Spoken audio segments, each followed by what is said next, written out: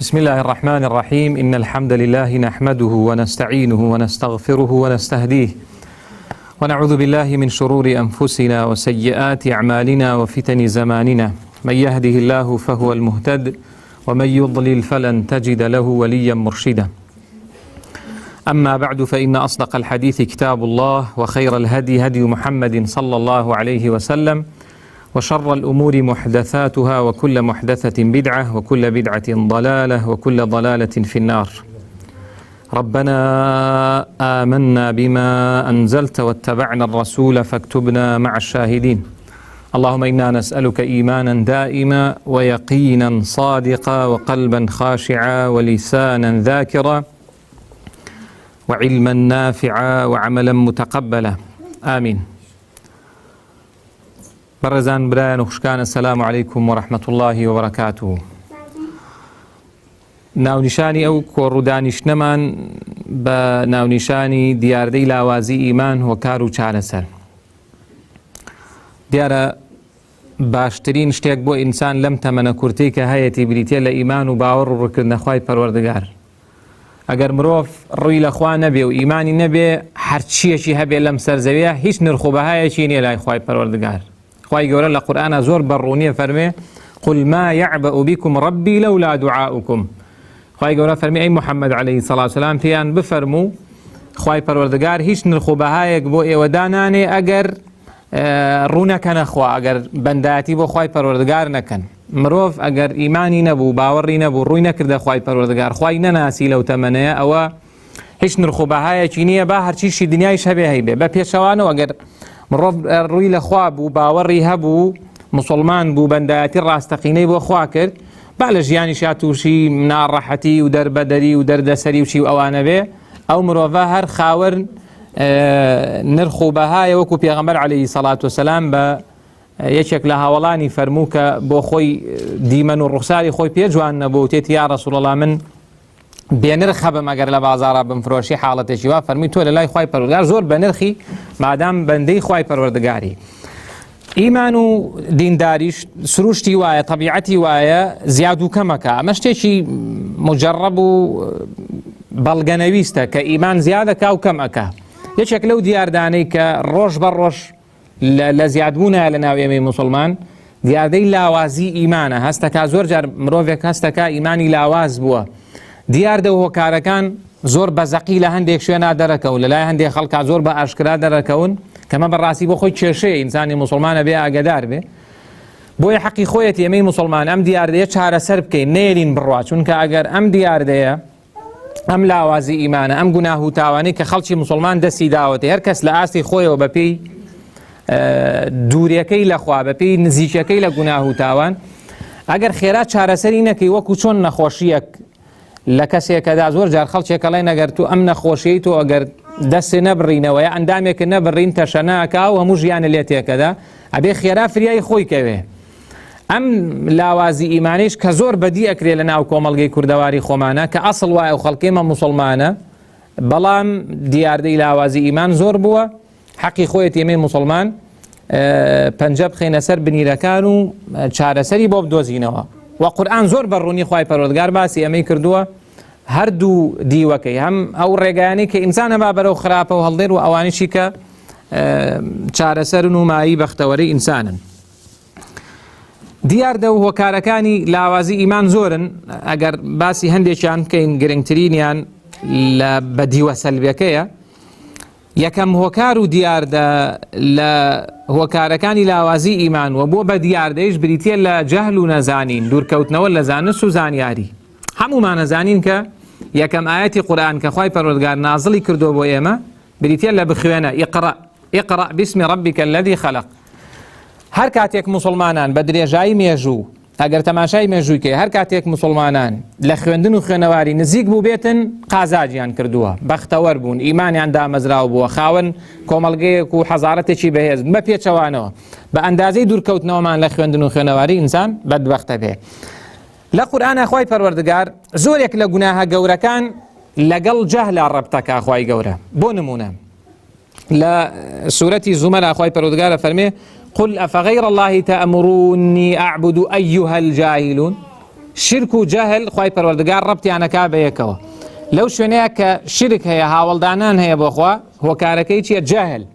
یعنی ئەو کەسە کە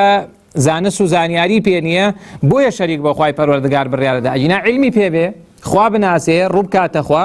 ئەوە بڕیار نادات. پێغەمبەر لوط عەلەیه السەلام کە نەسیحەت و ئامۆژگاری گەلەکەی کە تاوانێکی زۆر ناشرین و قێزەونیان کردووە ڕەبتی تاوانەکەی ئەوان لەگەڵ جەهلە بەل ئەنتم قەوم تەجهەلون پێیان ئەڵێ ئێوە کە ئەم کارەکەن ئێوە جاهیل و نەزانن هەڵگری سیفەتی جەهلن بۆیە ئێوە ئەم تاوانە ئەنجامەیەن. خوای پەروەردگار لە سوورەتی ئەحزابە کە باسی شێوازی هاتنەدەری خوشکان و ئافرەتانەکات ئیماندارانەکە ئەگەر ئافرەت کە دێتە دەر لە ماڵ بە شێوەی شەرعینەیە بە شێوەی ناشەرعی بێتە دەر لە جەهلەوەیەتی ئەم هەموو دیاردەی لەگەڵ ڕێزمە ئەم هەموو دیاردەی ئەوەی پێوترێ قورئان ناویناوە تەبەڕوج دەرخستنی جوانی ئافرەت ئەو هەموو دیاردە کە ئەبینی یعنی ئەبینی زۆر بیێباکانە ئافرەتێک زۆر طبیعی دێتە دەر جاری وا هەیە هەزار کەسەی بینێ لە هەندێک شوێنی گشتی و ئەوانەیە زۆر طبیعیە لای خوای پەروەردگار لە قورئانە ڕەبتی ئەم تاوانە لەگەڵ جەهلە ئەکا ولا تەبەڕەجنە تەبەڕوج الجاهلیەة الأولى کەواتە هەموو گوناهێکە ئینسانێکە هۆکارەکەی جەهل و نەزانینە جایا جەهل و نەزانینە هەر بە ئەسڵی گوناهەکە یعنی هەر نازانێت کە ئەمە گوناهە کە ئەوەیان عقوبەکەی کەمترە یا ئەزانێ و بەڵام ئامادەیە گوناهەکە هەر ئەنجام بدات. شێخ الئیسلام فەرمێ ئیبن تەیمیە ڕەحمەتی خوای لێبێ ئەفەرمێ جەهل بەپێی دەقی قورئان و سوننەت جەهل بە دووش دەڵێن یا کەسێک شتێک نازانێ ئەمە کە نەزانێ و نەزانینەکەیشی بەبێ پاساو یعنی بڵین پاساوی شەرعی هەیە و عوزرێکی بۆ دانن ئەوەی لە شەرع پێوترێ العوذر بالجهل عوزرێکی هەیە کەسەکە ئەمە تاوانەکەی کەمترە بەڵام هەندێک جار کەسێک ئەزانێ و تاوانەکە یعنی سەخۆ لە وڵاتی ئێمەیە ئەو خەڵکەی گوناه و تاوانەکە ئەی بینی بەم ڕۆژگارە گوناه ئەکرێ ئایا نازانین گوناهە چەند موسڵمانمان هەیە شەو نییە تەماشای بۆ نمونە ڕەگەزی بەرامبەر نەکات تر هەر کامێکیان بێ یعنی ئێمە زۆر موسڵمانمان هەیە نوێژی بەیانی بە جەماعەت نافەوتێ بە ساڵیش بەڵام زۆر طبیعی لەلای ئەوا دانیشە تەماشای فیلمێک بکا کە ئافرەتی سەرڕوت و مڕوت و ئەوانەی دیابێ ئەمە لە هیچ دینێکا جایز و ڕەوایە شتیوە یعنی جاری وایە هەندێک خەڵکی خۆمان هەر فێر بووە ئەمە بۆ خۆی نەکبەتیە بەڕاستی ڕوتێک ئەڵێ هەواڵە با بخۆ کە هەواڵە خوێنێتەوە معنای وانی حەڵاڵە تۆ دانیشی ئاوە تەماشایکەین لەم ڕۆژانەیە برایەکم بینی لە شوێنێک لە دوکانەکەی خۆیان کە ئەزام نوێژی جەماعەتی نافەوتێ زۆر بەیانیانیشدا ئەنیشێ تاوەکو دەرچوونی خۆر و ئەوانە ئەو زکر و عیبادەتە کە زۆر گەورەیە بەڵام ئاوا دانیشتە بوو چاوی بڕۆ بە چاوی ئەو ئافرەتەی کە هەواڵی خوێندەوە هەموو سەر و مل و ئەوانەی ڕوود بوو باش ئەمە لە تەورات و ئینجیل شاخوار ڕێگەی نەداوە ئینسان ئاوا دانیشێ بە ئارەزوی خۆی تەماشای ڕەگەزی بەرامبەری بکاو بڵێ ڕەوا و جایزە بۆم زۆر خراپە ئەمە بەڕاستی ئەمە خۆزانی حرامە لی بپرسە ئەوە حرامە یان حەڵاڵە وڵا لە هیچ مەذهب و دینێک کاشتی وامان نییە حەڵاڵ بێ من و تۆی بڵێن نێری نەدانیشین ئاوا بە ئارەزوی خۆمان تەماشای ئافرەتێک بکەین چاو ببڕین نەچاوی هەر لە هیچ دینێک کاشتی وان نییە ئەی بۆ ئەکا ئەم کەسە جەهلە ئەوە جەهلێکە کە علمەکەی نەیگەیانۆتە ئاستی عەمەل کەواتە وەکاری یەکەم بریتێ لە جەهل و نەزانین و دوورکەوتنەوە لە زانست و زانیاری بەداخەوەتر ئەوە ئێمە ئەوانەی کە خوێنەوارن و لە ناوەندەکانی خوێندنان ئاگایشمان لە ناوەندەکانی خوێندنە چی بەسەراتوە بە قوتابخانە و بە زانکۆ بەوانەوە کە هەر زۆر وێران بووە بەڕاستی یعنی ئاسی خوێندن و خوێنەواری خەڵک زۆر لاواز بووە ئەوە یەکێکە لە هۆکارە گەورەکان بۆ ئەوەی کە ئاسی ئیمانیش تەواو دائەبەزێ کەسێکە ئەگەر ئاەت و حەدیث لە دڵیا بێ و لی تێ بگا و ماناکەی بزانێ حتمما کەمتر گوناهەکە کەسی ئاگای زانست و زانیاری هەبێ ژیان نامەی پیاوچاچێ ژنچاچێکی خوێندە بێت و ئاوا ئامادە نییە شەوان دانیشێ سەعاتێک و دوو سەعات تەماشای مسەلسەل و زنجیرە دۆبلاژ کراوەکان کات چونکە ئەزانێت کە ئەمە لە دینەکەیە ڕێگە پێدراو نییە و خوای پەروەردگاریش مرۆڤی بۆ ئەوە دروست نەکردووە. هۆکار و دیاردەی دووەم بریتێ لە بێئاگایی و کوشتنی کاتەکان بە شتی زۆر بێنرخ مرۆڤ بەڕێزە لە لای خوای پەروەردگار ڕێزی ئێمەش کاتێکە کە بزانین ئەو کاتانە چۆن بەسەرەبەی ئەگەر ئاوامان لێ بێ ئەم جیلەی کە ئێستا بەڕێوەیە و پێ ئەگا و ئەو براوشکە بەڕێزانەمان لە ناوەندی و ئامادەی و ئەو جیلەی کە پێ ئەگەن ئەوەی کە نرخینێ لەلایەن کات ئێستا ئەمانە تریش خەریکەوامان لێ بێ خەڵکەکەی تریش خەریکەوای لێ بێ خەڵکیشی خوێنەوار وانە ئەوەی کە نرخینێ لە لای بریتێ لە کات یعنی چەندمان هەیە منداڵەکانمان باڵغ بوون ئێتر کەوتت باڵغ بوون ئەمە حیسابی جیاوازە لەگەڵ مناڵەکە کەسێک کە بوو بە باڵغ ئەمە لە شەرع پێڵێن مکەلەف یعنی ئێتر ئەمە جێی ڕێزە خوای پەروەردگار دواندن و خیتابی خۆی ڕوەکاتە ئەم مرۆڤ کە باڵغ بوو خوای پەروەردگار زۆر ڕێزی لێگرێ بەڵام ئەم مرۆڤە جاری وای هەر نازانێت خوای پەروەردگار بۆچی دروستی کردنەوە 5 سەعات دانیشێ بەدیارە و ئەنتەرنێت و ئایپاد و تەلەڤیزۆن و شتەوە زۆر تەبیعیە لەلای بەڵام بڵێ هەفتەی یەک شەوێک دەرسمان هەیە دەرسێکی قورئان و تەجویدمانێ قورئان و تەفسیرمانێ ڕەنگە ئامادە نەبێ بڵێ ڕۆژانەیەک 10 دقیقە قورئان بخوێنەوە ڕەنگە ئامادە نەبێ زۆر بە ئاسانی کاتەکان ئەکوژین و ئەیبەینە سەر زۆر بە خێراییش ئەڕوا کاتەکان بەڵام ئینسان جاری وایە لە هەفتەیەک تەماشاکە کە نزیکەی 170 سەعاتە هەفتەیەک ڕەنگە سەعاتێکی نەبێ کاری باشتیا کردبێ ئەگەر فەرزەکانی لێ دەرکە یعنی سەعاتێکی نییە بەڵام چەند سەعاتی هەیە لە شتێکا بردوێتە سەر کە هیچ سوودێکی نییە بۆی چی سوودێک هەیە لەوەی کە برایەک خوشکێک 2 سەعات 3 سەعات تەماشای تەلەڤیزۆنیا فەیسبووکیا هەر شتێکی ترەکە چ قازانجێکی دەستکەوت چه بەرژەوەندیەک ئەگەر جوولەکە کە عاقڵن بۆ ئیش و کاری خۆیان ئەگەر عەقلیان هەبێ هەر ماڵە مسلمانێک ئایفۆن 7 ئەمە ئێستا دەرچوو ئەخیریان ئایفۆن 7 وانە ئەگەر عەقلی هەبێ هەموو ماڵێکی مسلمان چەند ئایفۆن 7 بۆ نێرێ جیهازێکی ئەنتەرنێتشی بۆ نێرێ خەڵاتی شێداتێڵێ بۆ خۆت خەریکی ئەنتەرنێت زۆر قازانجێتی ئەمە زۆر قازانجێتی من و تۆی مسلمان بین ژیانمان بریتی بێ بەسەر بندریکە لەگەڵ ئەنتەرنێت ئەگەر ئەنتەرنێت بۆ بێ ئینسان سوودی زانستی ئەوانەی لێوەرگرێ زۆر باشە بەڵام بەداخەوە یعنی زۆر جاروای لە تۆ خەڵکێکی زۆر دوور لە علم خەریک ئەنتەرنێت تۆ چی ئیشێکت بەم ئەنتەرنێتە ئەوە نیشانەی ئەوەیە کە ئەم کەسە ئیمانی زۆر لاواز بووە عادەتەن هەروە بۆ لە کوردەواری ئەمە ئەو کەسانی کە ماندوو بوون کرێکاریان کردو لە بەیانی تا ئێوارە کە نوێژی عیشایان کردو یەکسەر خەوتون تەواو پێی نەماوە ماندوو بووانە ئێستا کرێکارە قوربە سەرەکانمان ئەوانەی کە لە بەیانی و تا ئێوارە لە دوکان و لە کرێکارین و ئیشی قورسەکەن دێتەوە وڵا خەتێکم کڕیوە و ئەمە زۆر خۆشە و پێشکەوتنە و فەیسبوک و برادر و نازام چیم بۆ دێ و ئێبا چی قازانجێکت کرد لەمەیە غەیری زەرەر یعنی لەبەرەوە یعنی ئەوە دیاردەیەکی زۆر زەقە لە ناو موسڵمانانە کوشتنی کات بە شتێک کە هیچ سوودێکی نییە خۆ ئینسانی ژیر و عاقڵە بێ بپرسێ لە خۆی هەمومان کە ئەچینەوە بەردەست خوای پەروەردگار هەمومان ئەچینە بەردەست خوای پەروەردگار یەکێ لە پرسیارەکان کە خوا لە من و تۆ و لە هەموو کەسێکێکە کاتەکانە بەچی بەسەر برد ئەو تەمەن و عمرەی کە هاتە بەچی بەسەر بردووە و ناکری ئینسان بێ بڵێ خوایە من هەموو شەوێ 3 سەعات سەیری فەیسبوک مەکرد ئەی قورئان وڵا ڕەمەزانی لێ بترازایەتر قورئان ختم کردن و خوێندنەوەی قورئان وانە نەما ئەو نیشانەی ئەوەیە کە ئەوەی مان چۆن لاواز نابێ ئەو کاتە ئەو مرۆڤەیش وەکو ئەو ئالەت و ئامێرەی لێ دێ نرخی مرۆڤ لەوەیە کە خاوەن ئیمان بێ و خاوەن عەقڵ و ژیریش بێ ئەم شاشەیە هەردوو شتەکە ئینسان نایڵێ ژیری و بیری نایڵن و ئیمان و دیندارەکەیشی لاواز ئەکەن هۆکاری سێیەم و دیاردە و هۆکار طبعا من دیاردە هۆکارەکانم تێکەڵاو کرد لە هەندێک کتێبا جیاوازن بەڵام زۆر نزیکن لێ سێیەم هۆکار لە هۆکارەکانی لاوازی ئیمانیا وەکو دیاردە بریتێ لە جوان ئەنجام نەدانی عیبادەتەکان و سزبوون تێیدا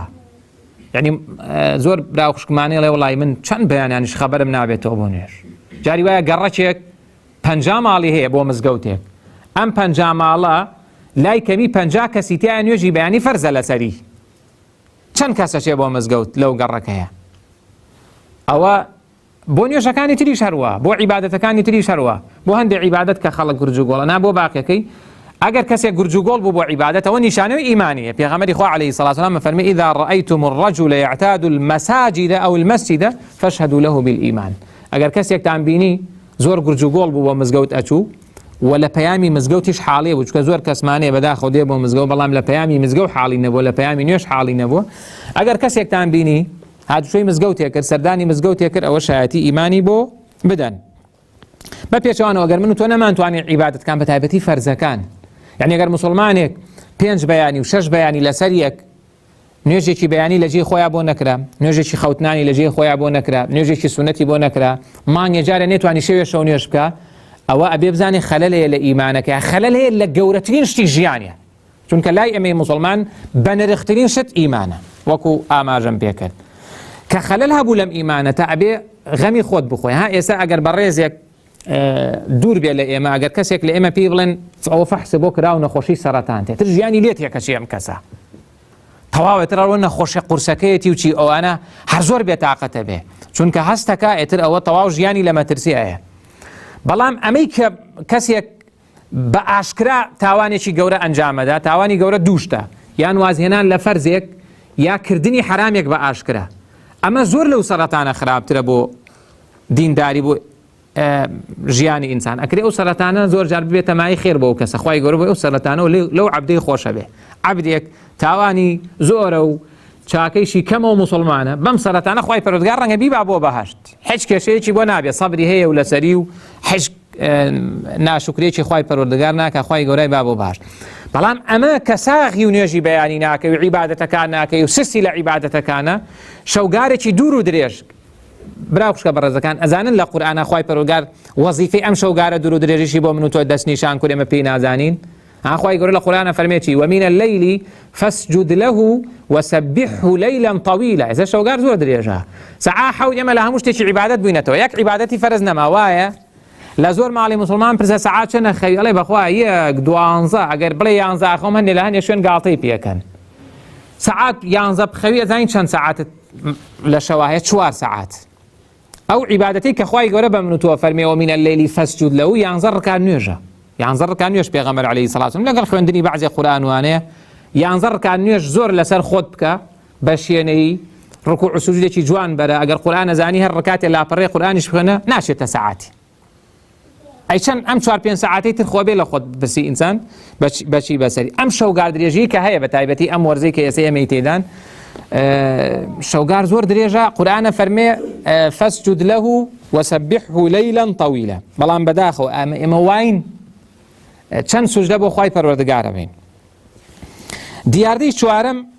لە دیاردەکانی لاوازی ئیمان کە زۆر ئەمە زۆر بە ئاشکرا ئەکرێت کە ئەمە زۆر کێشەیە، کردنی گوناه بە ئاشکرا. یعنی کەسێک بە ئاشکرا گوناه بکە. باوەڕتان بێ من گەنجمی لە ناو مزگەوتە ئەو مۆبایلەی پێ بۆ تەماشای شتی خراپی کردووە، کەواتر ئەو پەڕێتی، یعنی ئەو پەڕی حیساب نەکردنە بۆ خوار. ئەوەی کە خوای گەورە لە قورئانە فەرمێ فما أصبرهم على النار. خوای گەورە کە باسی ئەو کەسانەیە کە گوناه بە ئاشکراکەن، خوا فەرمێ مانە دیارە زۆر بە سەبرن لەسەر ئاگر، زۆر جەریئن بۆ ئاگر، زۆر جەریئن بۆ شکاندنی سونیرە. چۆن ئینسان جورئەتەکە لە ناو مزگەوت تاوان بکە، هەرچەندەوە ئەو تاوانێکە ناخۆ خەڵکی تریشمانێ لە مزگەوتەکە غیبەتی مامۆستا کاوانیە. لەم شوانەیە من لە مزگەوت نوێژمە کرد، مامۆستا تاخیر بخۆ، مامۆستایش بەشەرە و ئەرچی کۆمەڵایەتی هەیە و ئەچێ بۆ سەردان و یەکسەر دوو نوێژ خوێن کردیانە غیبەت مامۆستا. باشە غیبەت تاوانێکی زۆر گەورەیە، زۆر خراپە. چۆن لە ناو مزگەوتا جورئەتەکەی غیبەت بکەی؟ کەسێکیش کە خزمەت دەکا، خزمەتی دین و ژین دەکا، کە ئەسڵ وایە مامۆستایانی ئاینی بەو شێوازە بن. جا کردنی گوناه بە ئاشکرا زۆر خراپە. ئەمە زۆر خراپە کەسێک جورئەتی ئەوە کە کەناڵێکی فەزایی ڕسمێگرێ و دێ بە ئاشکرا گۆرانی بۆ خەڵکەڵێ. کچیشە جاری وایە وانە؟ جاری وایە بینی ئافرەتێک ئەمە جورئەتی ئەوە بکات کە بە ئاشکرا گوناه بکە، ئەمە زۆر خراپە. یا ئەبینی کەسێک زۆر بە ئاشکرا کە ئێستا لە کۆمەڵگەی ئێمە کەسێنە پێینەوترابێت جگەرە حرامە، کەسێکی موسڵمان و نوێژخۆن زۆر بە ئاشکرا قوم لەو جگەرەی ئەدا. با ئەو بەڕێزانە جۆگرن بۆ ئەم فەرمودەی پێغەمبەر عەلەیهی سەڵات وسەلام. پێغەمبەری خوا عەلەیهی سەڵات وسەلام فەرمێ كل أمتي معافى إلا المجاهرين. ئەفەرمێ خوای گەورە لە هەموو ئومەتی من خۆشە بێ، یعنی ئەوەی کە موسڵمانە و شایەتومانی هێناوە و موحیدە و ئیمانی هەیە با تاوانی شێ بێ، خوای گەورە هەر لێ خۆشە بێ، درەنگ بێ یازوو إلا المجاهرين. بەس ئەوانەی بە ئاشکرا گوناهەکەن خوا لێیان خۆش نابێ. چەند کەسێ بە ئاشکرا ئێستا مۆبایلەکەی ڕسمی ڕووتی تایە لەوە سەیرتر. یعنی من فەیسبوک و ئەو شتانم نییە، ئەوە ڕەنگە لە هەندێک شوێن عیبیش بێ کە کەسێک بڵێ فەیسبوکم نییە، بەڵام لای من عیب نییە. بەس لەو ڕۆژانەیە ئەو ڤایبەر ئەوانەتان کە زۆربەتان ڕەنگە شارەزابن، زۆر کەس لە خەتی ڤایبەرەکەی ڕسمی داناوە. باوەڕتان بێ خەڵکی ئالی مزگەوت ڕسمی خۆی و خێزانی خسۆتە سەر ڤایبەرەکەی، کە ڕەقەمی لای چەند کەسێ بە تەماشای کە خێزانیشی جوان میکیاجێکی کردو و تەماشای کردو، ئەوە مجاهرینە.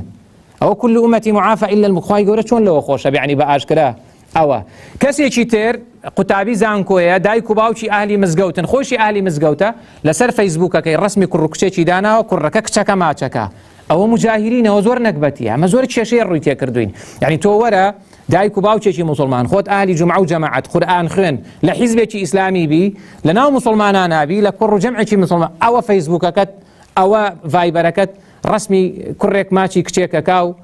کۆمەڵە قسێکی لە ژێریان نووسی و ئەوانە. ئەوە ئینە من المجاهرینە. ئافرەتێکی موسڵمان یا ماڵێکی موسڵمان، خێزانێکی موسڵمان، کچەکەی باڵغ بوو لە ئامادەی ئەخوێنێ و لە زانکۆ و ئەوانەیە، دایک و باوکی موسڵمان پانتۆڵیان بۆ کڕیوە، بڕۆ لە هەر چوار مەذهبەکە و ئێمە غەیری چوار مەذهبەکە مەذهبی تریشمان هەن وانە بڕۆ لە غەیری چوار مەذهبەکە بڕۆ لە زەیدی بپرسە لە شیعە بپرسە لە هیچ دینێکە حەڵاڵە ئافرەت کە دێتە دەر بە پانتۆڵە بێتە دەر لە هیچ دینەکە حەڵاڵ نییە بەوە نەسی لەسەرە ئەوەی باوەڕی بە ڕەسوڵ الله عەلەیهی سەڵاتو وەسەلام مەزانێ لە ئیمان ئێمە ئافرەتە بۆ بەم جلانەوە دێتە دەر ئەوە نیشانەی ئێوە گەیشتۆتە لووتکەی گوناه لووتکەی لاوازی ئیمانە ئەمە گەیشتۆتە حاڵەتێ پێغەمبەر صلی الله علیه و سلم فەرمێ خوا لەمە خۆش نابێ اینجا هەیە شانازیشی پێوەکە یعنی سەجاری وایە بڕۆ لە ناو بازار و فەرمانگەوانە بپرسە خەڵک دێ باسی چیەکە بۆ ئەڵێ ئەمشەو فلیمەکەت بینی ئەوانە ئەڵێن لە بەعزێک شوێنە باسی ئەوەی شەکەنانە مامۆسای ئاینی جێتی ئەمشەو بینیتان فلیمەکە چی کرد لە وتاری جومعە یعنی ئەویش بۆ خۆی سەیری فلیمەکەی کردووە ئەمە زۆر کێشەیە تۆ بیت لە تەماشای فلیمێکی حرام بکەی ئەم جاربی باسیشی بکەی ئەمە پێغەمبەر صلی الله علیه و سلم فەرمێ كل أمتي معافى إلا المجاهرين خوا لە هەموو ئومەتەکەی من خۆشە بێ ئەوەی کە مسلمان و موحیدە ئیلا ئەوانەی بە ئاشکرا گوناهەکەن چەندمان وامان لێ هاتۆ ئەمە زۆر خراپە ئەمە گەیشتۆتە ئاستێکی زۆر خراپ ئەم جار تووڕەنەبوون لە ئاستی گوناهە یعنی زۆرمان لە ماڵەوە دانوشتوین کوڕەکەمان کچەکەمان قسەتێ سێ شتێکی زۆر ناشەرعی یا لێ معلومە کوڕەکەت کچەکەت فەیسبووکەکەی شتی خراپی تایە مۆبایلەکەی شتی خراپی تایە بێدەنجی لە ئاسیالە کورە چی لێکم وەڵای مامۆستا عالەم هەموو وای لێهات و خۆ دەسەڵات نییە وترەوە بۆ بە ڕۆژگارەوە زۆر خراپە کەسێک ئیمانەکەی بگاتە ئاستێک منکەر بە بەرچاوی ئەکرێ و هیچ قسەیەک ناکە ئەوە بۆ خۆی دانیشتۆ لە پەنایە چەند گوناه ئەکرێ و چەند گوناه تەماشا ئەکرێ و هەر زۆر بێدەنگیشە لێی زۆر خراپە بەڕێزانن زانن پێغەمبەری خوا عەلەیهی سەڵاتو وەسەلام نەیەشتووە لە ماڵیشیان مناڵیش حرام ئەنجام بە نەیوتۆ ئەمە مناڵت خوا لێی گەڕێن و تەکلیف دێت ئێمە فێرە بێ ئەها حەسەن دەنکە خوڕمایە کە لەگرێهین چییە دەنکە خوڕماکەی بەیت المالە پێغەمبەر صلی الله علیه و سلم کا بەدەستیان لێسەنێ ئەڵێ حەڵاڵ نییە بۆ ئال و بەیتی پێغەمبەر عەلەیهی سەڵاتو وەسەلام یەکسەر پیفڕێ ئەبێ من و تویش ئاوابین مناڵەکەت کە تەماشای فلیمێکی خراپەکان ناگرێت تویش بێی لەگەڵا دانیشە و تووشی زۆر کێشابی جا پێغەمبەری خوا عەلەیهی سەڵاتو وەسەلام باسی ئەم ڕۆژگارەمان بۆ کە عومەری کوڕی خەتاب دوای وەفاتی پێغەمبەر عەلەیهی سەڵاتو وەسەلام ڕۆژێک لەگەڵ هاوڵانە دانیشتە بوو فەرمووی چه حەدیثێکمان بۆ جێڕێتەوە دەربارەی ڕۆژگاری خراپ فیتەن حذەیفە فەرمووی من فرمودەیەکم لایە پێغەمبەر عەلەیهی سەڵاتو وەسەلام فەرمووی تعرض الفتن على القلوب كالحصير عودا عودا پێغەمبەر صلی الله علیه و سلم فەرمووی خراپە و گوناه و تاوان ڕوو ئەکاتە مسلمانان طبعا خراپە یەکسەر ڕوو ئەکاتە دڵ شوێنی چاکە و خراپەیشە ئەفەرمێ وەکو حەسیر چۆن ڕوو ئەکاتە ئینسان چۆن کەسێک کە حەسیر دروستەکە تەڵتەڵ دروستەکان تەڵتەڵە حەسیر ئەوە عودەن عودەنە فەرمێ ئاوە هەتاوەکو حەسیرەکەی تەواو دروستە بێ ئیمامی نەووی تەفسیرێکی تری هەیە بۆ ئەمە فەرمێ عودەن عودەن چۆن کەسێکە لەسەر حەسیر ئەخەوێ یەکسەر دوای شوێنی حەسیرەکە بە گیانەوە دیارە حەسیر کە لەسەری ڕائەکشەی شوێنەکەی بە گیانتەوە دیارە فەرمێ تاوانەکان فیتەن ئاوە بە ئینسانەوە دیارە کە تاوانی کردووە خراپەکان جا پێغەمبەری خوا عەلەیهی سەڵاتو وەسەلام فەرمووی فأي قلب أشربها نكتت فيه نكتة سوداء ئەمە ئەم ڕۆژگارەیە تەلەڤیزۆن فیتنەیە بازار فیتنەیە هەموو فیتنەی تایە ناشتی باشیشی تایە خۆ باسی ئەوە شتە خراپەکانەکەین خراپە زۆر بڵاو بۆتەوە وەکوتم لە ناو مزگەوتەکەی دانیشتی بۆ نوێژ و عیبادەت و ئەوانە تاوانەکرێ غیبەتی مامۆساکرێ غیبەتی خەڵکی ترەکرێ ڕقی لە مسلمانە سڵاو لە مسلمانە ئەمانە هەموو تاوانن پێغەمبەر صلی الله علیه و فەرمی فأي قلب أشربها نكتت فيه نكتة سوداء هەر کەس تووشی ئەو خراپانە بوو ئەوە دڵی نوکتەیەکی ڕەش خاڵێکی ڕەش لەسەر دڵی ئەنووسرێ وأي قلب أنكرها نكتت فيه نكتة بيضاء هەر دڵێکیش بەگژی گوناها بچێتەوە ئینکار لە زمان یعنی بەگژاچوونەوە ئەنکەڕەها یعنی بەگژیا بچێتەوە نێلێ ئەو گوناها ئەنجام بدرێ من و تۆی مسلمان نایرین ئەو گوناها لە ماڵمانە ئەنجام بدرێ هەر ئەبێ کەناڵەکەیش بسڕیتەوە کازانیم کەناڵەشتی خراپ پەخشەکە نەکەر بڵێ سەیری ناکەم ئەبێ ئەو کەناڵانێشی کەشتی حرام پەخشەکەن لە ماڵتان نەبێ چونکە هەرچیە بێ ئینسان شەیتان وازی لێنانە جا پێغەمبەر صلی الله علیه و سلم فەرمووی هەر کەسێک بەگژیا چۆیەوە ئەوە دڵی سپی و خاوێن ئەبێتەوە ئەفەرمێ ئەمەی ڕەشەکە وەکو چی لێدێ کەلکوزی مجەخیەن ئەفەرمێ وەکو گۆزەی سەربەرەو خواری لێدێ ئاوا گۆزەیە کە ئاوای لێ بکەی ئیمامی نوێ فەرمێ گۆزە کە ئاوا بێت چەنی ئاەتێکەکەی هەر دێتە خوار دڵێکیش کە زۆر گوناهی کرد چەندێ قسەی بۆکەی چەندێ ئاەتی بۆ خوێنیتەوە چەندێ حەدیسی بۆ خوێنیتەوە ئەم دڵە هیچ کاریگەریەکی لەسەر دروست نابێ بۆ ئەمە ئەوەندە گوناهی کردووە دڵی ڕەش بۆتەوە زۆر جار من و تۆی مسلمان ئەبینین ئەو برایی لە مزگەوت لەگەڵمانایە ئەو خوشکەی کە ئەهلی دینە کچی مامە حاجێ کچی مامە شێخە ئەبینی تاوانێکی زۆر گەورەکە لێت پێت سەیرە ئەڵێ باشەوە بۆ باش ئەمە قسە خێرا ئەدرێ بە گوێی خەڵک، ئەمە و کەناڵە هەیە، ئەمە و دەنگا هەیە، ئەمە و سایتە باشە هەیە. بۆ خەڵک کاریگەری ئەمە ئەو دڵەیە کە پێغەمبەر صلی الله علیه و سلم فەرمی ئەوەندەی گوناه کردووە وەکو گۆزەیەک چۆن ئاوای لێ بکەیت چەنی ئاوی تێکەی سوودی نییە. ئەم قسەی خێر و خوێندنەوەی قورئان و فەرمایشتی پێغەمبەر عەلەیهی سەڵات و ئەم قسەی خێرە دڵێک کە ئاوای لێ هاتبێ نایگرێ، بێ دڵەکە وەکو خۆی مابێتەوە گۆزەکە، ئەمجار ئاوەگرێ و سوودی لێ وەرەگرێ. هۆکاری پێنجەم، هۆکار و دیاردەی پێنجەم بریتێ لە خۆشویستنی دنیا و ڕۆچوون لە مەلەزات و خۆشیەکانی دنیا و ئیسرافکردن لە خواردن و خواردنەوە و بەرگ و لیباس و ئەم جار دواتش چلوچی و ڕەزیلی. ئەمە بەڕاستی کارێکی خراپە، چونکە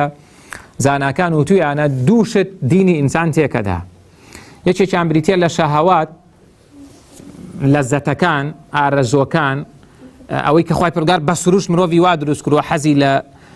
لە کۆمەڵێک شتە ئەبێ هەوڵدات ئەو شتانە بە حەڵاڵ ئەنجامبانە وەک لە ڕێگەی حرامەوە. و بەشی دومیشان بریتێ لە شوبهات. شوبهات گومانە. ئێستا کە ئەوە دواتریش ئاماژەی پێ یەکەم، هەندێک کەناڵ شەهەوات پەخشەکە، ئەو کەناڵانەی کە من و تۆ تەمەنمان بۆی سەرفەکەین شەهەوات پەخشەکە، مەسەلەن شتی دوو لە ڕووی جەنابتان، شتی ڕوت پیشانەدا، فلیمی خراپ پیشانەدا، قسەی خراپ پیشانەدا، شتی خراپەڵێ کە ئەمە بەشێکە لە شەهەوات. هەندێک لە کەناڵ ئیشان بریتێ لە شوبهات و ڕوژاندنی گومان، دێ لەبەرەوەی لەم کاتەیە کە خەڵک لە ڕۆچووە لە قەیرانە، خەڵک وەزعی زۆر خراپە، وەزعی دارایی خەڵک زۆر خراپە، خەڵک حاڵەتمان زۆر خراپە، ئەو لە بریەوە بێت چارەسەرێک بۆ ئەم کێشەیە بکە. ئەو خی گەورە بۆ لە قورئانە باسی کەنیزەکەکە، ڕەنگە بەرنامەکەشی ناو نابێ ناوێکی زلوانە دێ ڕەخنە لە ئاەتە گرێ. ئەمە کە من و تۆ دانیشین و علمیشمان پێ نییە و لە شەرعەکەی خۆشمان تێنەگەیشتون وەکو پێویست، ئەمە زەرەرەدا لە دینەکەمان. جا ئەمە خاڵی پێنجەم قسەمان لەگەڵ شەهەواتەکەیە. پێغەمبەر صلی الله علیه و سلم بە هاوڵانی فەرمووی ئیاکە وەتەنەعوم، نەکەی لەو تەمەنە کورتەی ژیان تا هەموو ڕابواردن و مەلەزەتەکانت بەسەر بەری. جیاوازیەکی من و تۆی مسلمان لەگەڵ خەڵکی بێباوەڕا ئەوەیە خەڵکی بێباوەڕ هەرچی لەزەتیە لە دنیای تەواوێکە، بەڵام من و تۆی مسلمان نابێ ئاوها بین. خوای گەورە لە قورئانە فەرمێ ئەذهبتم طیباتکم فی حیاتکم الدنیا، لە ڕۆژی دوایە کە خەڵکی خراپ ئەچێتە دۆزەخەوە، خوای گەورە فەرمێ ئێوە خۆشیەکانتان لە دنیاە برد. یعنی کەسێک کە ئامادە بۆ چاوی حەزی لە هەرچێ بۆ کردوێتی و ورجی حەزی لە هەرچێ بۆ کردوێتی و گوێی حەزی لە هەرچێ بۆ گوێی لێگرتووە و جرفانی حرامی تێکردووە لەزەتەکان، ئەمە هەمووی برد لە ڕۆژی قیامەتە خۆشی بۆ نامێنێتەوە. بۆیە پێغەمبەری خوا عەلەیهی سەڵات وسەلام فەرمی فەئین عیباد الله لەیسوا بالمتەنعمین، بەندەکانی خوا نایەن ڕۆچن لە ناز و نیعمەتە خۆشەکانە. طبعا خوای پەروەردگار دنیای دروست کردووە بۆ ئەوەی کە من و تۆ لەم دنیای ڕابێرین، چێژ وەرگرین، بەڵام لە ئاستی حەڵاڵە و بە پێی پێویست. لە پێویست دەرچووە کارێکی خراپە. من لە ماڵی مسلمانە بینیومە یەک ئافرەتی تیا بۆ ماڵە مسلمانێک 20 پێڵاوی تیا بووە، 20 پێڵاوی ئافرەتان لە یەک ماڵێکە. ئەوە حەڵاڵە شەرعیە بۆی؟ نا، ئەوەیە کە خوای گەورە فەرمێ وەکولوا واشربوا ولا تسرفوا. ئەوەش ئەو قەیرانەی بۆ دروست کردین کە ئێمە پێشتر ئاوا بووین. خەڵکێک کە پارەی زۆر هاتۆتە باخەڵی و زۆریش پێوەی ماندوونە بۆ مەعاشێکی زۆری دراوەتێ، لە یەکگەڵگەن یەکەم تەعینا ملیۆنێکی پێدراوە، چۆتە بازار، کوڕێکی برادرم دوکانی پێڵاوی ماوەسا خەڵکی وا بوات 5 جووت پێڵاوی بەیەکەوە کڕی هەر بۆ خۆیشی.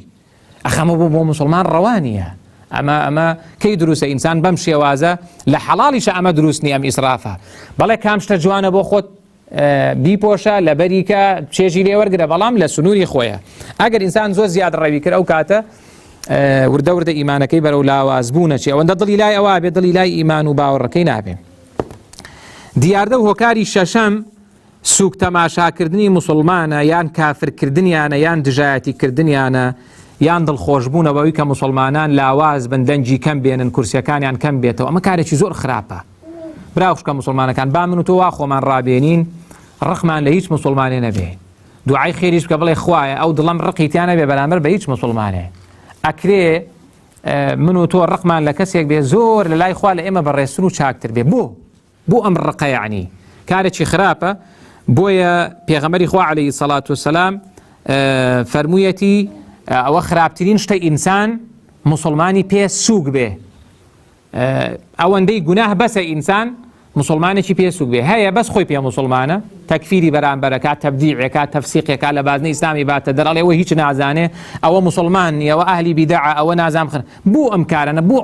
شتی باش بۆ یەکتر نێنینەوە. یعنی بۆ مەسەلە لە بری ئەوە گومانێکی باش بۆ یەکتر نەبێنەوە، بەڕاستی کارێکی خراپە. ئەم جار بگاتە ئاسیە کە تۆ دژایەتی مسلمانان بکەیت و تەکفیریان کەیت و خوێنیان بە حەڵال بدەنێ، ئەمە زۆر خراپە. ئەمە ئیمان تەواو لاوازەکە. ڕەنگە هەندێک جار بچێ بۆ خانەی شتی تریش بۆ ئینسانی مسلمانە بێ زۆر ئاگدار بێ. لەم خاڵەیە ڕووداوێکمان هەیە لە زمانی پێغەمبەر عەلەیهی سەڵات وسەلام چەند حاڵەتێکی زۆر کەمی زینا ڕوویداوەیەکێک لەو حاڵەتانە کە دواتر بۆ ئەم خاڵەی ئەماشی بیستوتانە سەحابەیەک بە ناوی ماعزی کوڕی مالیک و ئەم ماعیز ناوە پیاوێکی زۆر ساڵح بێ، پیاوێکی زۆر مسلمانە بێ، ڕۆژێک شەیتان زەفەری پێبا و تووشی هەڵەیەکی گەورە بێ، تووشی زینا بێ لەگەڵ ڕێزما بۆ مولایەک. ئەم کەسە کە تووشی زینا بێ دواتر هەراسانە بێ، ژیانی لێ تێکەچێت. چەند جارێک دێ بۆ لای پێغەمبەر عەلەیهی سەڵات وسەلام، پێغەمبەر سەڵات وسەلام زۆر مەبەستی بووە کە حەدەکان جێبەجێ نەکا، پێی فەرموو بڕۆ تەوبە بکە خوای گەورە لێت خۆشە بێ. ئەو هەر هاتەوە بۆ ڕۆژی دوایی، چەند جارێک هاتەوەتی یا ڕەسوول الله ئەقیم عەلەیە حەد الله ئەن ئەقیم عەلەیە الحەد، حەدی خوان بەسەرا جێبەجێکە. پێغەمبەر عەلەیهی سەڵات وسەلام پرسیاری لە خزم و کەسی کرد ئەم کەسە شێت نییە؟ وتیان نەخێر. سەحابەیەکی هەڵسان فەرمی بڕۆ بۆنی دەمی کە بزانم سەرخۆش نییە ئەو قساناکە، فەرمووی نەخێر عیبی نییە، فەرمی بیبەن ڕەجمیکەن. ڕەجمیان کرد، تەوبەیەکی کرد و دواتر ناشیان. دوای چەند ڕۆژێک پێغەمبەر عەلەیهی سەڵات وسەلام بەوەیان ڕەت بوو لەگەڵ کۆمەڵێک لە هاوڵانە، گوێی لە دوو کەس بوو لە هاوڵان، یەکێکیان بەوی تری ئەوێت ئەو قەبرەت بینیوە ئەوە خوا سەتری کرد کەچی سەتری خوای پەروەردگاری هەڵماڵی، یعنی پێی ڕازی نەبوو تا وەکو سەگ ڕەجمیان کرد. ئەم قسەی پێوت ئەوە بە سەحابەیە. پێغەمبەر عەلەیهی سەڵات وسەلام گوێی لە قسەکە بوو، زۆری پێ ناخۆش، بەڵام هیچی نەوت لەوەیە. دوای تۆزێک ڕۆیشتن گەیشتن بە کەلاچێکی گوێدرێژێکی تۆپی و بۆ نێ هات. پێغەمبەر سەڵات وسەلام فەرمی کوا فڵان و فڵان، ئەو دوو کەسەی کە ئەو قسەیەیان وت بە مسلمانەکە. وتیان بەڵێ یا ڕەسوول الله لە خزمەتان، فەرمووی دابەزن لەو کەلاشی ئەو گوێدرێژە بخۆن. یا ڕەسوول الله چۆن شتی وابێ هەر بۆ گەنیەکەی ئینسان ناوێرێ بە دەوریا بچێت، چۆن ئەخورێ؟ پێغەمبەر سەڵات وسەلام فەرمووی ئەوەتان بخوادا لەو قسەیەتان زۆر باشتر بوو. توایسە چەند مسلمان هەیە هەر لە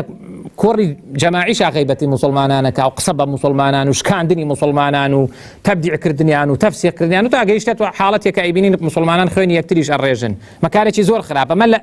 لە نەتیجەی چیوە ڕووەدا؟ لە نەتیجەی لاوازی باوەڕەوە ڕووەدا. ئەو مسلمانی تۆ قسەی پێەکەی ئەگەر زینایشی کردبێ، ئەگەر تاوانەکەی گەشتبێتە تاوانێکی زۆر گەورە و ئاشکرا، ئەوە پلەکەیەتی لای خوای پەروەردگار. ئەگەر قسەی پێ ئەڵەی کەلاچێکی تۆپی و بخۆی، ئەوە زۆر باشترە بۆت بەوەی کە قساڵێ. بێ چەندمان هەبێ ئیمانەکەی ئاوا لاواز بووبێ بە ئارەزوی خۆی قسە بە مسلمانانە، لە کارێکی زۆر خراپە. خەم نەخواردن لە کاروباری مسلمانان زۆر خراپە، زۆر خراپە. کەسێک هیچ خەمی کاروباری مسلمانانی نییە، هەر نازانێت چی ئەگوزارێ لە عالەمی ئیسلامیە، دنیا چی بەسەر دێ، مسلمانان چیان بەسەر دێ، وەزعی مسلمانان چییە، جوولەکە و غەرب و ئەوانە چی بە مسلمانانەکەن، ڕەنگە هەر ئاگای لە هیچ نەبێ، کارێکی زۆر خراپە. پیغمبر خو علیه الصلاة والسلام لفرمودی صحیح فرمی ان المؤمن من اهل الايمان بمنزلة الرأس من الجسد. افرمی باوردار بو باوردارانی تر وکو سر وای بو لاشه. يعلم المؤمن لأهل الإيمان كما يعلم الجسد لما في الرأس. رواه أحمد وصححه الألباني. پیغمبر صلی الله علیه و فرمی چون انسان اگر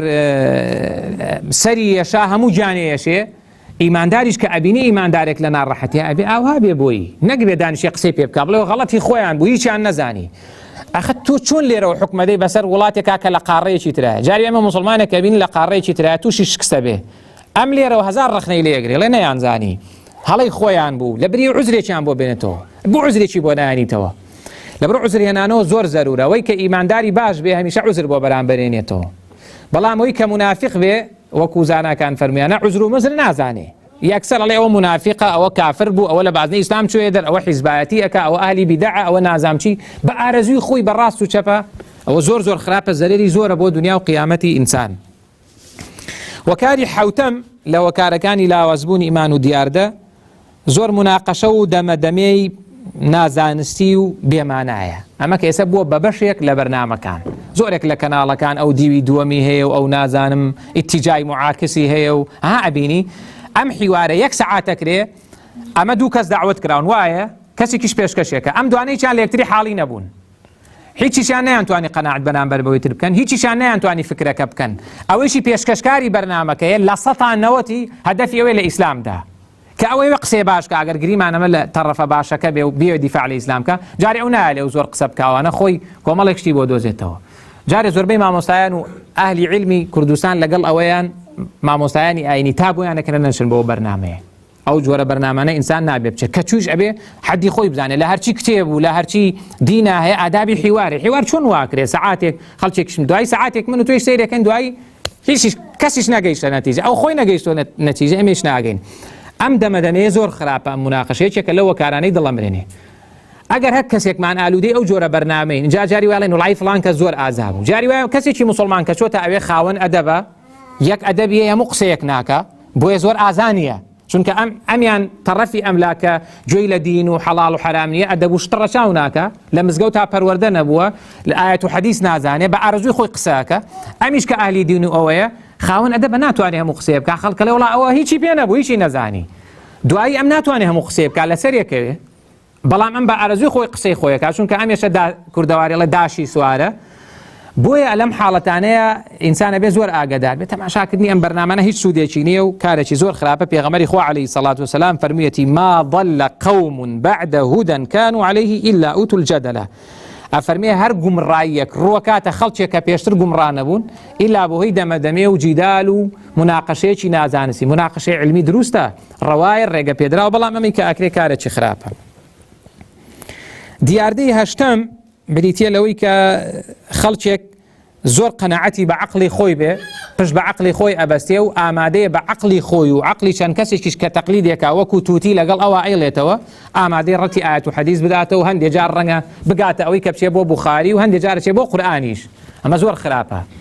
کابرامان زۆر باس کردووە یعنی کابرا جاری وایە بۆ خۆی نوێژی بەیانیان ناکا مانگێک جارێکیش ڕەنگە زۆر ملتەزیمیش نەبێ ئامادە نیە سونەتێکی پێغەمبەر عەلەیهی سەڵات وسەلام جێبەجێکە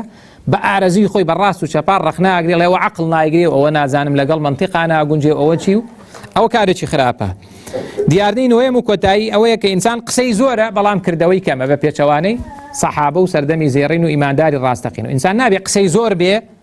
قسەی زۆر زل و گەورە بێ بەڵام کردەوەی دیار نەبێ نە ئینسان نەبێ کردەوەی زۆر بێ قسەیشی کەم بێ یعنی ناکرێ ئینسان ئەوە جیاوازیەک لە نێوان ئیماندار و دووڕۆکانە ئەوەیە قسەی کۆتاییم ئەوەیە کە بە هەموو ئەم حاڵەتانیش کە هەیە ئەمانی کە باسم کرد دیاردن هەن کەم و زۆر لە من و تۆی موسڵمانە هەیە بۆ خۆمان هەستەکەین بەوەی کە ئیمانمان لاواز بە بەڵام مانای وانێ دەرگا داخرابێ پێغەمبەری خوا عەلەیهی سەڵات وسەلام ئەفەرمێ ئین الإیمان لەیەخلق فی جەوفی ئەحەدیکم کەما یەخلق الثەوب ئەفەرمێ ئیمان و باوەڕ لە ناخی دڵتانە لاواز و کۆن ئەبێ وەکو چۆن پۆشاک کۆن ئەبێ جاری وایە کەسێک 4-5 ساڵ بەر لێسە پۆشاکێکی کڕێتە نایکاتە بێری تەواو پێغەمبەر سەڵات وسەلام فەرمێ ئاوا چۆن پۆشاکەکانتان كون أبن إيمان آوا كون أبن فاسألوا الله أن يجدد الإيمان في قلوبكم دعواب كان لأخوة كأخوة إيمان لضلتانا نيوكاته وكواتا إيمان نيوكردنويه تازة كردنويه بشيك لإيشي صحابة الرجانا إيشان أوبوا كوتوانا تعالوا نجلس نؤمن ساعة أما عمر يكون الخطاب واي فرمو ابن مسعود واي فرمو أبو درداء زور لو خنوارانا وايان فرموها فرميانا بين ورن با إيمان ما نيوكينوا نيوكردنەوەی ئیمان شتی زۆرە بەس هەر بە کورتی چەند خاڵێک ئاماژە پێ بکەم کاتەکەیشمان بەرەوەچێ علم و زانست و زانیاری خوێندن و خوێندنەوە بە تایبەتی قورئان و سنەت و حەدیث و ئەوانە زۆر بخوێندنەوە زۆر گرنگە ذکر و یادی خوای پەروەردگار کردنی کردەوە چاکەکان پەلەکردن تێیدا و کردەوەیەکی چاکت لەدەست و بیجێڕەوە پێغەمبەر صلی الله علیه و سلم نوێژێکی سنەتی پێش نێوڕی فەوتا بەوەی سەرقاڵەوە دوای عەسر گێڕایەوە ئەمجار برادەری چاک لەگەڵ مسلمانان بوون دوور نەکەوتنەوە لە مسلمانان وەلا بۆ مسلمانان بەڕا بۆ کوفر و بۆ باوەڕان مسلمانانت خۆش بێ با گوناهیشیان هەبێ و لەگەڵ مسلمانانە بە زۆر غەڵەتە ئینسان دوورکەوێتەوە لە جەمع و کۆڕی مسلمانان بە پاساوی ئەوەی ئەم جەماعەتە غەڵەتیان هەیە باجۆ بۆ ئیمامی عەلی بگرین ئێمە ناڵین سەلەفی صالح ئیمامی عەلی چی ئەفەرمێ کەدر الجەماعەتی خەیر من صەفاء الفەرد ئەفەرمێ جەماعەتێک کە لێڵی تایە هەندێک شی غەڵەتی تایە شتی خراپ ئەبینی لەو جەمعەیە ئەوە زۆر باشترە لەو ئیشوکاری خۆت بە تەنیایکەی ئێمە زۆر خەڵکی چاکمان هەیە زۆر خەڵکی مسلمانمان هەیە دوورکەوتۆتەوە لە جەمع و جەماعەت بە پاساوێک کوتێتی بەخوا ئەمە شتیان غەڵەتە وشی ئەوانە ئیمامی عەلی فەرمێ ئەم غەڵەتەی ئەو مادام جەمعن هێز و قوتێکیان هەیە حیسابیان بۆ ئەکرێ وەکەوترێ ڕقەمن ئەمە زۆر باشترە لەوەی کە تۆ بە تەنیا ئیش و کار بکەیت بۆی ئەمە زۆر جار شەیتانەمە بۆ ئینسان دروستەکە جا ئەمە خەڵکی خراپ ئەیڵێ کە جەمع و جەماعەت دروست نییە خەڵکیش کە دیارە بە هەڵەتیە گەیشتن لە هەندێک فتوا و لە حەدیث و ئەوانە ئەجینا ئینسان تا لەگەڵ مسلمانانە بێ باشترە من و تۆی مسلمان کە ئێستا لێرە کۆبووینەتەوە شتێکمان کرد کە خراپ بێ، شتێکمان وت کە هەڵە بێ، شتێک ئەنجام دەدرێت لەم شوێنەیە هەڵە بێ، شتێکی غەیری شتی باش و ئاەت و حەدیث و شەرع و شتی باش کە بەرژەوەندی دین و ژینمانی تێدایە شتێکی ترمان نەبیستەوە نەبینیوە کە ئەمە هەر لە مناڵیەوە لەگەڵ ئەو جەمعانەیە گەورە بووین و پێی ئەزانینەوە. لەبەرەوە زۆر هەڵەیە ئینسان ڕەخنە لە مسلمانان بگرێ و خۆشی هەمان هەڵەی هەبێ. ئەمە بەڕاستی کارێکی زۆر خراپە، ئینسانی مسلمان پێویستە ئاگادار بێ. ئەم بابەتە قسە زۆر هەڵەگرێ، بەڵام ئەوە وەکو زانایان وتیانەوە جولەکەیەتی، یعنی ئەوە ئەساس و ناوەڕۆکی بابەتەکەیە. کورت و پوختەوەیە کە من و تۆی مسلمان لەو ڕۆژگارەیە زۆر زۆر زەرورە ئاگداری ئیمانی خۆمان و خەڵک و دەوروبەرمان بین و دوعا بکەین خوای پەروەردگار ئیمانمان سەلامەت کە ئەو شتێک کە بەرژەوەندی من و تۆی مسلمانی، من باسی بەرژەوەندی ناکەین هەموو کاتێک، بەرژەوەندی ئینسان لەوەیە کە ئیمانی هەبێ. ئەگەر ئینسان ئیمانی نەبوو، ئیمانێکی باشی نەبوو، نە لە دنیاە نە لە دوا ڕۆژە هیچ بەرژەوەندیەکی نییە و هیچ نرخ و بەهایەکی نییە. خوای پەروەردگار ئیمان و منی ئێوەش سەلامەت کە، خوای پەروەردگار عاقبەت خێرمان کە، خوای پەروەردگار لە دایک و باوکمان خۆش بێ، لە مامۆستا بەڕێزەکانمان، لەو براوخشکانی لێرە کۆبوونەتەوە، لە خۆمان، لە دایکمان، لە بابمان، لە کەس و کارمان، خوای پەروەردگار عاقبەت خێرمان کە، خوای پەروەردگار بە بەهەشتی بەرین شادمان کە، خوای پەروەردگار یارمەتیمان بدا کە خاوەن ئیمان و بیر و باوەڕێکی دامەزراو بین، خوای پەروەردگار بمان پارێزی لە گوناه و تاوان خۆمان و کەس و کارمان، خوای پەروەردگار وڵاتی ئێمە خاوێن کەیتەوە لە خراپە و خراپەکاری، هەر کەسێک نیەتی چاکە بەو خاک و وڵاتی ئێمە خوای پەروەردگار چاچی بۆ بکرێت، کەسێک نیەتی خراپە هەواڵەی تۆی دەکەین، خوای پەروەردگار عاقبەتمان بەخێر بژێڕی، ئەو قەیران و کێشە و گرفتەی ڕووی کردوتە وڵاتمان، خوای پەروەردگار یارمەتیمان بدەیت کە بە باشترین شێوەتەی پەڕێنین. وصلى الله على محمد وعلى آله وصحبه أجمعين، والسلام عليكم ورحمة الله وبركاته.